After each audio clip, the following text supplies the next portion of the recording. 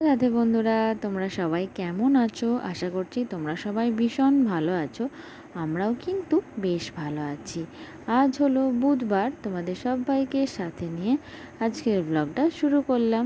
সাথে থেকো, আশা করছি আজকের ব্লগটাও তোমাদের বেশ ভালো লাগবে। তো ভোর ভোর তো রোজ উঠি, তো আজকেও সেরকমই উঠেছি।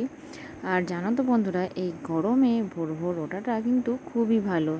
কেননা ওই সকাল 8টা কি 9টার পর এত প্রচণ্ড গরম আর রোদের তাপ, বাইরে তো বেরোনোই যাচ্ছে না।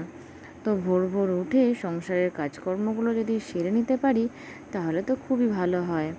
তো তোমরাও কিন্তু তাই করো। তো দেখবে এখন গ্রীষ্মকালের দিনে ভোর ভোর উঠতে একটুও অসুবিধা হবে না। তো তারপর ফ্রেশ হয়ে নিয়ে ব্রাশ করে নিয়ে এদিকে ঠাকুর ঘরে চলে এসেছি গোপাল সোনাদের শয়ন থেকে ওঠাতে। তো এখন খুব ভোর ভোর উঠি বলে না, এখন প্রত্যেক দিনই বলতে পারো আমি গোপাল সোনাদের শয়ন থেকে ওঠাই এবং সকালের সেবাটা আমিই দিই।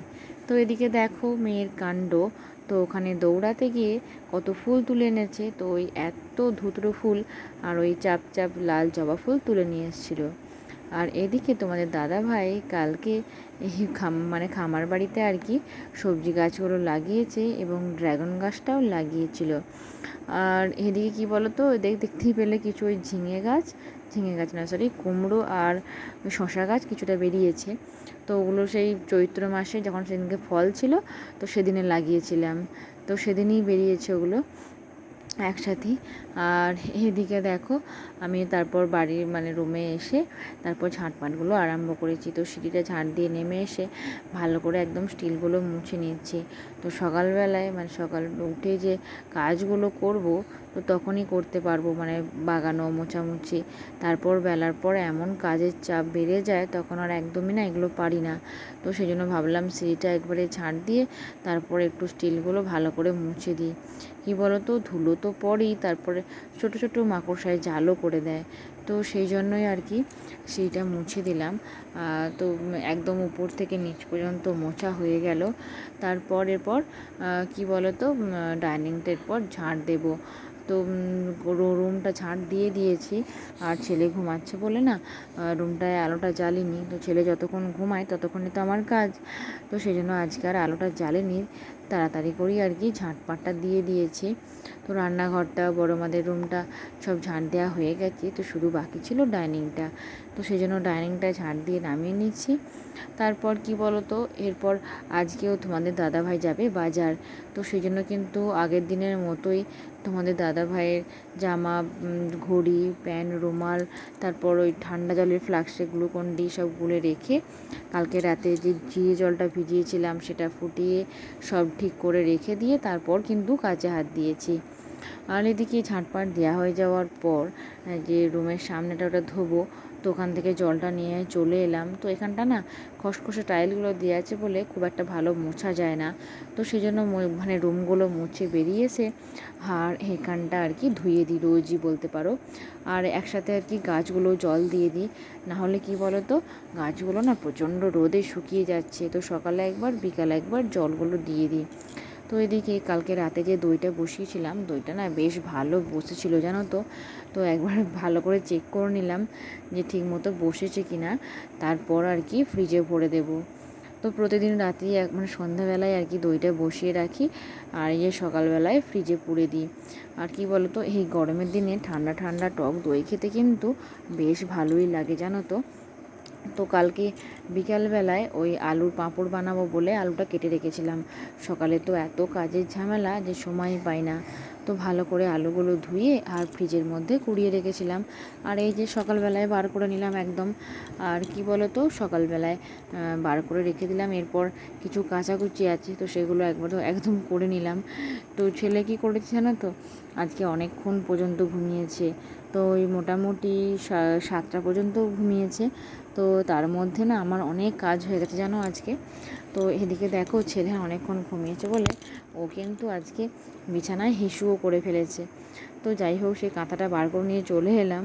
আর ছেলে না ঘুমাতে ঘুমাতে হিসু করে ওই বিছানার সাইডে মাঝখানে চলে এসেছিলো। তো সেই জন্য কাঁথাটাও একদম বার করে নিয়ে চলে এলাম।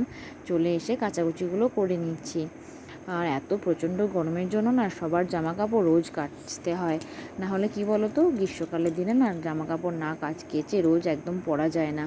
তো সেই জন্য জামা কাপড়ের কাচাকুচিটা আর কি বেশি হয়। তো আমাদেরগুলো আমি এখানে কেচে নিই, আর বাদবাকি যে কাচাকুচি ওগুলো বেশিরভাগ বড় মাই করে। তো ছেলে যেহেতু ঘুমাচ্ছে আর তোমাদের দাদাভাই যেহেতু বাজার চলে গেছে, তো সেই জন্য গোয়ালের কাজকর্ম সকালের দিকটায় আমাকেই সামলাতে হচ্ছে।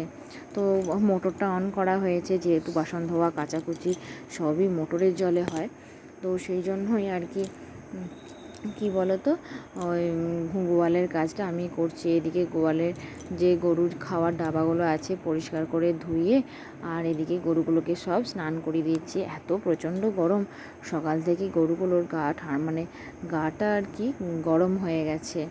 তো কী বলো তো বন্ধুরা, এই যে সমস্ত কাজকর্ম আমি করি, যদি আমার শাশুড়ি মায়েরা পাশে না থাকতো তাহলে যে কী হতো আমি জানি না।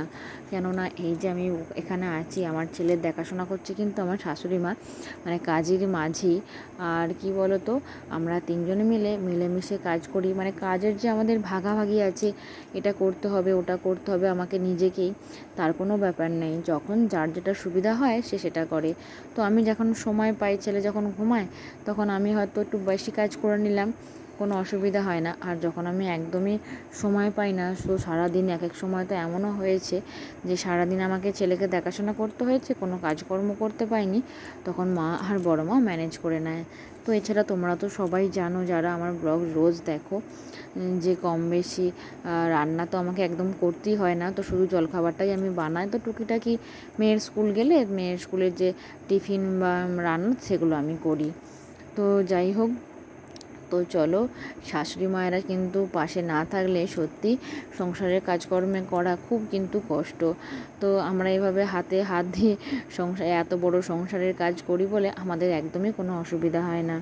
তো যাই হোক, চলো আগের ব্লগে দিদিভাইদের কমেন্টগুলো তোমাদের সাথে শেয়ার করে নিই। তো আগের ব্লগে রিয়া দিদিভাই কমেন্ট করেছে যে তোমাকে দেখে মনে হয় তুমি খুব পরিশ্রমী। তো তোমার যে এত ভালো লেগেছে, সত্যি অনেক ধন্যবাদ গো। তো সারাদিন এভাবেই কাজকর্ম হতেই থাকে জানো তো।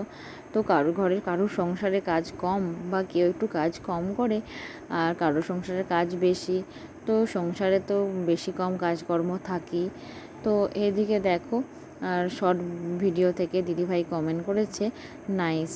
তো অসংখ্য অসংখ্য দিদিভাই, মানে সমস্ত দিদিভাইদের এত সুন্দর সুন্দর কমেন্ট করার জন্য, আর আমাকে অনেক অনেক ভালোবাসা দেওয়ার জন্য। তো এদিকে তো গোয়ালের কাজকর্ম সেরে আবার চলে এসেছি রান্নার কাজে। তো আজকে একটু অন্যরকম জলখাবার বানাবো, তো সেই জন্যই দেখো সোয়াবিনগুলো ভেজাতে দিয়ে দিচ্ছি। তো রোজ আলু বেসন এগুলো না আর খেতে খেতে মানে আর রোজ খেতে ভালো লাগে না, আর মনে হচ্ছে আজকে মনে হলো আজকে একটু অন্য কিছু বানাই। তো ওই যে আলুগুলো কালকে কেটে রেখেছিলাম, ফ্রিজের মধ্যে রেখেছিলাম, তো ওগুলো আগে সেদ্ধ করে নিই, তারপর মানে পাঁপড় রোদটা তো ভালো উঠেছে, ছাদে মেলে দিয়ে আসতে পাবো, তো সেই জন্য আগেটা সেদ্ধ করতে দিয়ে দিলাম। তো একটু হালকা করে নুন দিয়ে দিলাম, মানে পরিমাণ মতো নুন আর হলুদ দিয়ে ভালো করে নাড়িয়ে নিচ্ছি।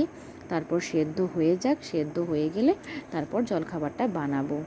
তো এদিকে দেখো একটু জল দিয়ে দিলাম, মানে নুন আর হলুদ দিয়ে একটু জল দিয়ে দিলাম, আর এদিকে আধ সেদ্ধ হয়ে যেতে ছেঁকে নিলাম।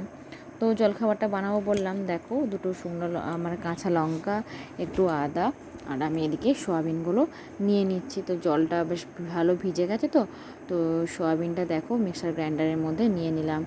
তো তারপর আর কি ভালো করে পেস্ট করে নিলাম, যাতে সবটা আর কি ভালো করে পেস্ট হয়ে যায়।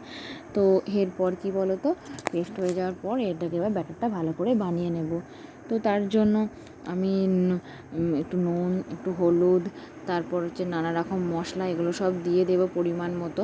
আর হ্যাঁ, অবশ্যই কিন্তু বেসন দিয়েছিলাম, তো বেসনটা না দিলে কিন্তু এটা একদমই ভাজা যাবে না। তো তা হলেও বেসনটা খুবই অল্প লেগেছিলো। আর কি বলো তো, এটা ভালো করে ব্যাটারটা না মাখলে না একদম বড়াটা ভালো মতন হবে না। তো দেখো সব কিছু কিন্তু পরিমাণ মতো দিয়ে দিলাম। তো মশলাগুলো তোমরা দিতেও পারো, না দিতেও পারো, কোনো অসুবিধা নেই। তো এরকম কিন্তু তোমরা অবশ্যই বাড়িতে বানিয়ে দেখতে পারো।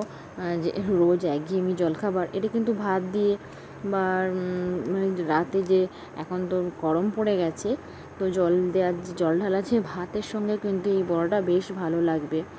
তো ভালো করে ব্যাটারটা চামচে করে ফেটিয়ে নিলাম। ফেটিয়ে নেওয়ার পর এদিকে কিন্তু কড়াইয়ে তেল গরম করতে দিয়ে দিয়েছিলাম। তো কড়াইয়ে তেলটা এসে যাওয়ার পর একে একে কিন্তু বড়াগুলো আমি দিয়ে দিলাম। আর কি বলো তো, এটা কিন্তু হাতে করে আমরা নানা শেপে আনতে পারি। তো একবার না এরকমভাবে ওই সয়াবিনকে গ্রেট করে মাছের আকারে এনেছিলাম। তো পুরো দেখে মনে হচ্ছিল মাছের পিস। তো ফোন দেখে ওই রেসিপিটা করেছিলাম যে মাছ ছাড়া মাছের ঝাল। তো খেতে কিন্তু বেশ হয়েছিল জানো তো। তো ভাবছি আরেকদিন বানাবো। তো এরকম নানা রকম পাল্টে পাল্টে রান্না করতে না বেশ ভালোই লাগে আমার। তো ফোনেও কিন্তু অনেক রেসিপি দেখি নানা রকম, যাতে নতুন নতুন রান্না করতে পারি। তো এরকম আমার সব কটা বড়া ভাজা হয়ে গেল। মেয়ে আমি মুড়ি খেয়ে নিয়েছি। তো যে মুড়ি খাওয়ার যে বাসনগুলো ছিল তো সেগুলো ধুয়ে নিচ্ছি। রান্না করার সময়ও নানা রকম বাসন বেরোয়, তো সেগুলো একবারে ধুয়ে নিচ্ছি। আর ছেলেকে কিন্তু দুধ খাইয়ে দিয়েছিলাম তার মাঝি, তো সেসব বাসনও ছিল। তো সব কিছু মিলিয়ে একবারে সব ধুয়ে নিচ্ছি। আর এদিকটা কিন্তু এখন ভালো রোদ ওঠেনে, বেশ ছাওয়া মতোই আছে। তো কি বলো তো, সেজন্য না সকাল সকাল উঠে কি বলো তো কাজগুলো সেরে নিয়ে এরপর 10টার মধ্যে স্নান টান সেরে নিয়ে মেয়ে তো এখন স্কুল যাচ্ছে না, মেয়ে বাড়িতেই আছে। তো মেয়েকে একবার পড়তে বসিয়ে দেবো। তো সেই জন্য আর কি আরও তাড়াতাড়ি করে কাজগুলো সেরে নিচ্ছি। তো সমস্ত কাজ যেহেতু হয়ে গেছে মোটামুটি, আর এখানটা মুছে দিয়ে স্নানটা করব। তো মুড়ি খাওয়া হয়ে যাওয়ার পর টেবিলটা মুছে দিয়ে এরপর স্নানে যাব। তো স্নান সেরে তারপর আবার ছেলেকে আমার স্নান করার আগে আমার ছেলেকে স্নান করানো হয়ে গেছে খাইয়ে। তো ছেলেকেও এখন খুব একটা দেরি করি না। তো যাই হোক, আজকের ব্লগটা এখানেই শেষ করলাম। রাধে রাধে।